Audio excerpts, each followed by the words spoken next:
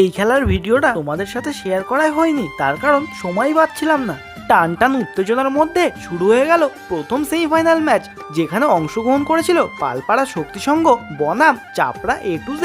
আর এই টুর্নামেন্টটি হচ্ছিল আমাদের এই কৃষ্ণনগরের মধ্যে মোংলাপাড়া বারোয়ারি ক্লাব ময়দানে। কালো কালারের জার্সি পরে যেই টিমটি খেলছে সেটি হলো চাপড়া A to Z, আর নীল কালারের জার্সিতে যেই টিমটি খেলছে সেটি পালপাড়া শক্তিসংঘ। চাপড়া A to Z এর টিমে কিন্তু বেশ নামি দামি সমস্ত প্লেয়াররা ছিল, যেমন বিকাশ সাইনি, তারক হেমব্রাম, ভীম মান্ডি, এছাড়াও আরো নামি দামি প্লেয়ার। আর ফরেন প্লেয়ারদের মধ্যে ছিল ইমানুয়েল, ডেভিড। এত সুন্দর হেভিওয়েট টিমের বিরুদ্ধে পালপাড়া শক্তিসংঘ টিমটা কিন্তু প্রথম থেকেই আক্রমণাত্মক ফুটবল খেলে চলেছিল। প্রথম হাফ থেকে যে পরিমাণে পালপাড়া শক্তিসংঘ গোলের চান্স ক্রিয়েট করছিল সেই তুলনায় কিন্তু গোল করতে পারেনি। এদিকে চাপড়া A to Z তাদের প্রথম গোলটা তুলে নেয় হাফ টাইমের আগেই, আর সেখানে গোল করেছিল ডেভিড। কিন্তু তার মধ্যে তারক হেমব্রামের যে খেলা দেখতে আমরা অভ্যস্ত, সেরকম খেলা তারকের পা থেকে আমরা সেদিন দেখতেই পাইনি। আসলে সব দিন তো সব প্লেয়ারের খেলা সমান যায় না, একটা দুটো দিন এদিক ওদিক হতেই পারে। যেহেতু এক গোলের ব্যবধান ছিল, তারই মধ্যে কিন্তু পালপাড়া শক্তিসংঘ হয়ে বুম্বা গোল শোধ করে তার টিমকে সমতায় ফেরায়। আর এই প্রথম সেমিফাইনাল ম্যাচে